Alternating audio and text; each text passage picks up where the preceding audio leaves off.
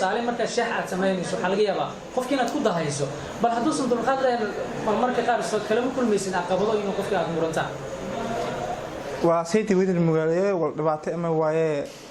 adi dangle danta la tama waa inta dadka diras walba way kii soo biye waxa uu socdaal qoto dheer uu ku maray wadamo dhowr ah isla markaana ku yaala dacalada dunida si uu shaqo u helo darteed hase yeeshee ugu dambeyn go'aan qaadashadiisa ayaa noqotay in uu dib ugu soo noqdo dalkiisii hooyo muddo dheer kadib magaciisa oo dhammaystiran waa maxamed nuur xuseen waa farsamayaqaan rabbi uu hibo uga dhigay inuu ku maasho maskaxdiisa kasakow waxa uu aqoon durugsan uu u leeyahay isla markaana sameeya cuntada macmacaanka taa oo qayb ka ah waxyaabaha la cuno marka laga soo tago inta waa aabba layliya 5 caruur ah iyo hooyadii dhashay halkan marka ma qoysad ka bishaamisan noloshada caadiga ku gaarkeed ku maraysa qoyskayga barada ku laabashadiisa dalka muddo haatan laga joogo 5 sano waxa uu garwaaqsaday in uu hindiso magaca Shifo Restaurant and Cafeteria taa oo uga suura gashay in uu ka dhex abuuro gagada diyaaradaha ee shaati gaduud ee magaalada Baydhabo Shifo Restaurant and Cafeteria waxa ay noqotay xarun lagu iibiyo cunooyinka fudud kuwaasoo qayb ka ah shaaha iyo cabitaanada kala duwan xilli uu RTN uu ku booqday xaruntiisa shaqo ayaa waxa uu ka sheekeeyay sida uu ugu maareeyo nolol maalmeedkiisa bal ka waran dhaqaalaha halkan adiga ka helaysid markaad isku celceliso ma ku filan tahay nolosha qoyskaaga iyo madada gaarka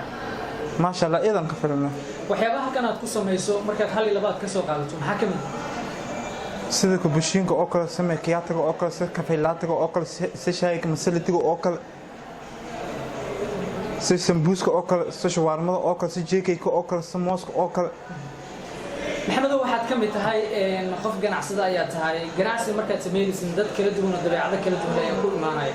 bal sida dadka ula macaamishid ka waran tusaale marka shax aad sameynayso waxa laga yaabaa qofkii inaad ku dahayso bal haduusan dulqaad lahayn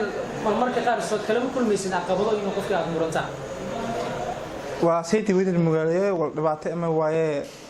adi dangle danta la tama waa inta dadka diras walba way kii soo biye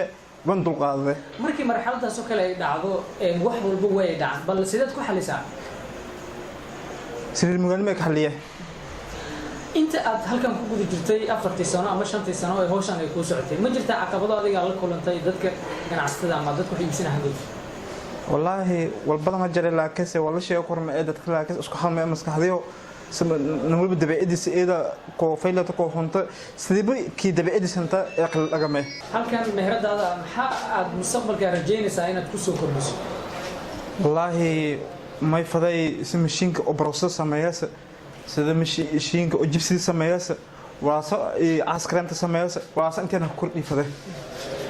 مشينة هذه كل دومين تصالح كوب الشاحة وكلام مشينك مركز سمينس وحالية وشان دقيقة 6 دقائق وكلين وكاتو بل ما واحد رجينا مستقبل كدنبي مد وقت كسي دنبي ها تريانية gabadhii maxamed ayaa cod dheer iyo mid gaabanba u diray dhalinyarada kuwa oo ugu baaqay shaqo oo micna kaga dhigay shaqo ayaa sharaf leh shaxaad ayaa ceeb leh madqaasaytii ma kala talifay intii shaqaysan wadan iyo aan shaqaystaan ودربيا كان فدينا ودان كهرمار درسيان والله ولا شقة ما waa intii shaqeystaan yakla taliye waayadan dambe ayaa dhalinyarada waxay soo bandhigayeen xirfado kala duwan si ay ugu maareeyaan noloshooda maxamed Oxford Jito RTN TV Baydhabo